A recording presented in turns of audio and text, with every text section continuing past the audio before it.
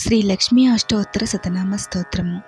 ॐ देव्युवाच देवदेव महादेव त्रिकालज्ञमहेश्वर करुणाकर देवेश भक्तानुग्रहकारक अष्टोत्तरशतं लक्ष्म्याः श्रोतुमिच्छामि तत्त्वतः।